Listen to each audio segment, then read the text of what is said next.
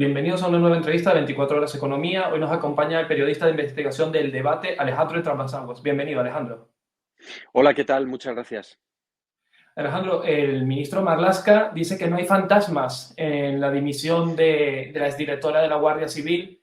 Sin embargo, como has venido publicando en tu medio, hemos visto de que hay ciertas compras, por lo menos polémicas, de áticos y de viviendas, por lo cual cuéntanos un poco qué se esconde detrás de esta dimisión.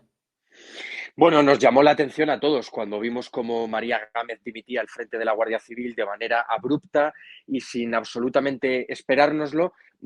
Aquí en el debate nos pusimos a investigar y a tratar de averiguar cuáles eran esas razones que la habían llevado a dejar el cargo de esta manera tan sorpresiva, ¿no? Sí que es cierto que desde hacía tiempo le perseguían los escándalos de corrupción del Tito Berni, la parte en la que está implicada la Guardia Civil y otros casos derivados dentro de la Benemérita, pero había algo que se nos escapaba, ¿no? Entonces, casualmente vimos cómo también a raíz de las palabras que ella misma pronunció el día que dimitió, esa dimisión estaba relacionada con la imputación de su marido en una pieza judicial que es una derivada de los seres fraudulentos de Andalucía. Comenzamos a tirar del hilo y empezamos a descubrir bastantes cuestiones. La primera y la más gorda, que en el año 2012, que según el juez que investiga al marido de Gámez, es el año en el que Juan Carlos Martínez Martínez, que es como se llama, más dinero se enriqueció procedente de estas subvenciones,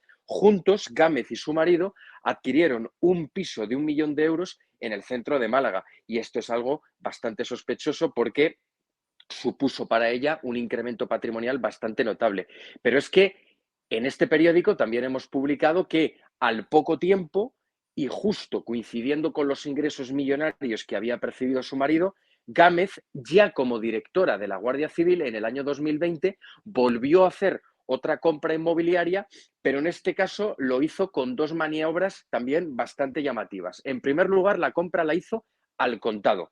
Aquí estamos hablando de un piso no de 1 millón de euros, como el primero, Sí. sino de 300.000 euros, pero es una cantidad bastante alta como para pagarse al contado. Y en segundo lugar, en el mismo acto ante notario en el que constituyó, en el que firmó la compraventa de ese inmueble, donó la propiedad a su hijo. Ella se quedó con el usufructo y puso la titularidad a nombre del hijo. Esto evidentemente tenía entre sus objetivos tratar de tapar que esa compra se había hecho al contado, pero era una maniobra que era imposible que no aflorara porque eh, todas esas operaciones quedan inscritas ante el registro de la propiedad y por lo tanto pues hay un rastro. Gámez trata de desvincularse de su marido y toma la decisión como si fuera un caso ético. Ella dice que sí, que está relacionado con la investigación de su esposo, pero que ella da ese paso como para no contaminar a la Guardia Civil.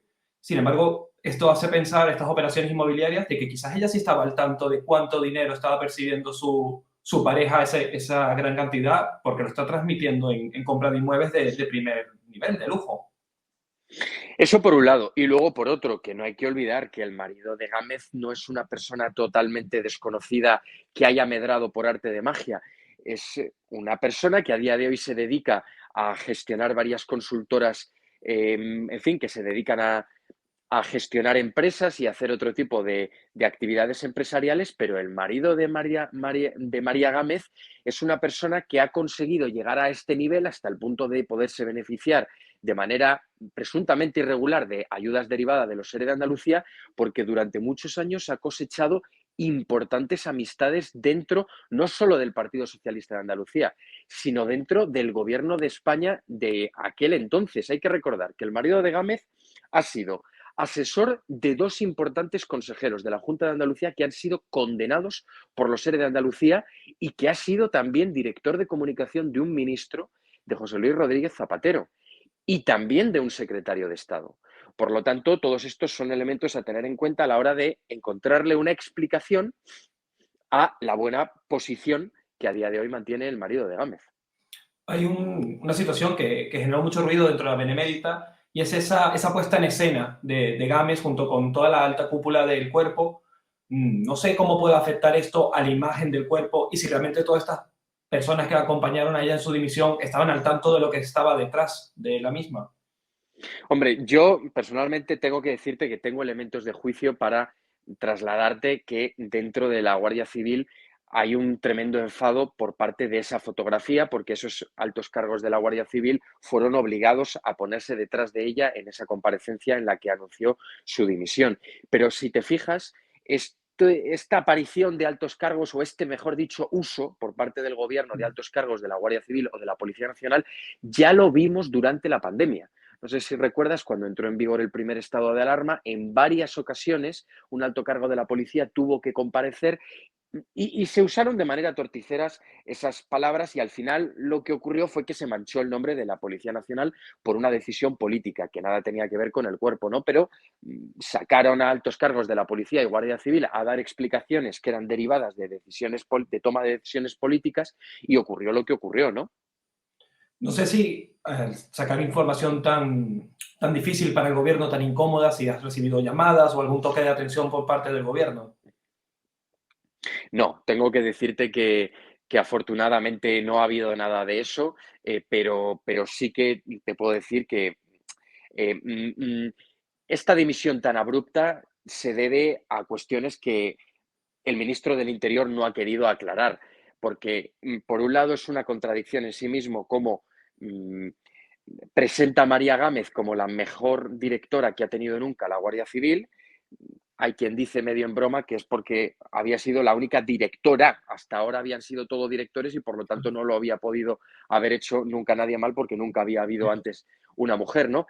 Y como por otro lado, pues en fin, intentan vender desde el Partido Socialista que esto ha sido una cura en salud, por decirlo de alguna manera, y para no interceder en la investigación que gente de la Guardia Civil está haciendo a su propio marido, ¿no?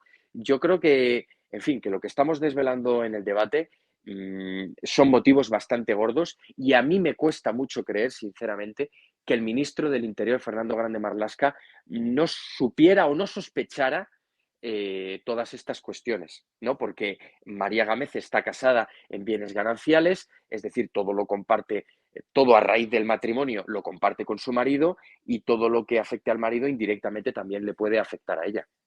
Quizás lo que hizo Marlaska fue intentar sacarla del cuerpo antes de que toda esta información saliera y la explotara dentro de la Guardia Civil.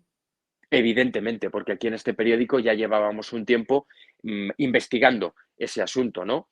Entonces, pues evidentemente, sí, y muy posiblemente le llegó. Vamos a dar el salto al caso mediador. Has publicado conversaciones justamente con el mediador, donde dice que hay fotos y vídeos de los diputados, senadores y representantes del Partido Socialista que estuvieron presentes en la cena del restaurante francés. Y en los últimos días hemos visto que uno de los nombres que ha salido es el de Pachi López. No sé cómo has valorado si este nombre encaja con aquella información que tú manejabas, o si crees que todavía va mucho más allá. Bueno, yo lo que os puedo decir es que todavía hay mucho que conocemos del caso del Tito Berni, pero hay otra parte que seguimos sin conocerla, porque hay varios tomos que continúan bajo secreto de sumario. Cuando el mediador entrega a la Policía Nacional hace ya un par de años dos dispositivos móviles con muchas grabaciones, vídeos, fotografías, ahí hay mucho material. Es un material que está trabajando la Policía Nacional, y, como digo, hemos conocido una parte, hay otra parte que sigue oculta. Sí que es cierto que hasta ahora, en la parte del secreto del sumario que está levantada, el nombre de Pachi López no figura, pero entiendo que si el mediador ahora afirma que Pachi López también estuvo presente en la cena de Ramsés o en algún otro encuentro, imagino que tendrá sus pruebas para hacer ese tipo de acusaciones. Yo lo que te puedo decir es que en estos momentos, en los datos que está investigando la policía, no figura, pero sí que figura la presencia de otros diputados del Partido Socialista en el Congreso. En estos días de polémica parece que nadie en la izquierda se salva, incluso Mónica García, que estaba dando lecciones de ética a Enrique Osorio, no solamente cobra el bono térmico, sino que también tiene irregularidades en su chalet, como vienes publicando. Sí, también lo hemos desvelado en el debate este fin de semana, como Mónica García, desde el año 2019, tiene un problema serio con una de sus propiedades inmobiliarias. La líder de Más Madrid heredó en el año 2005 un, una casa de campo en la Sierra Madrileña, en un municipio que se llama Cercedilla. Hasta ahí todo bien. Era un inmueble que que está construido en un terreno público, que entre 1919 y el año 2019 había un permiso vigente para que ahí se pudiera construir y se pudiera hacer uso libremente de esos terrenos. ¿Qué es lo que ocurre? Que en el año 2019 esa concesión llegó a su fin y desde entonces está caducada. En esa urbanización donde se ubica este chalet, que se llama Colonia Camorritos, hay más viviendas aparte de la de Mónica García. Y lo que hemos explicado en el periódico, aportando la documentación del proceso administrativo, es que desde el año 2019 ese suelo es de nuevo público, nunca ha dejado de ser público, pero se vuelve a quien legítimamente es su propietario, que es el Ayuntamiento de Cercedilla, y por lo tanto, en estos momentos, Mónica García está haciendo uso de un chalet de manera irregular, porque es un chalet que le pertenece el suyo y el del resto de los vecinos al Ayuntamiento de Cercedilla. Hoy, por ejemplo, en el periódico hemos publicado la segunda entrega donde hemos desvelado un escrito que el propio ayuntamiento ha enviado a Mónica García, donde le hace saber que si no entrega voluntariamente las llaves de ese chalet, se arriesga a que cuando la Comunidad de Madrid se pronuncie sobre la firmeza de la caducidad de esa concesión administrativa, se le inicie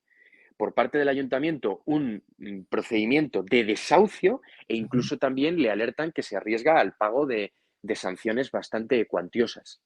No sé si existe alguna fórmula que ella podría aplicar para quedarse con la propiedad. De ninguna manera. En estos momentos la pelota está en el tejado de la Comunidad de Madrid, que no puede hacer otra cosa que ratificar esa caducidad de la concesión, porque la ley de montes que regula este tipo de concesiones establece que cuando se otorgan hay una fecha de caducidad y es una fecha de caducidad no prorrogable. Entonces, Mónica García, a título particular, por decirlo de alguna manera, o cualquiera de sus vecinos, no pueden hacer algo para tratar de quedarse con esas viviendas, sino simplemente esperar a que hable la Consejería de Medio Ambiente de la Comunidad de Madrid y a partir de ahí ver qué ocurre. Yo animo a la audiencia que esté muy pendiente del debate porque en los próximos días continuaremos desvelando nuevos capítulos. No sé si Mónica, al ver sus noticias, cómo ha reaccionado, si han logrado hablar con ella al saber que va a perder una vivienda de importante valor monetario. Bueno, Mónica García en estos momentos aún no se ha pronunciado sobre la polémica. Las únicas personas que sí que lo han hecho ha sido la presidenta de la Comunidad de Madrid, Isabel Díaz Ayuso, el alcalde Martínez Almeida también lo ha hecho.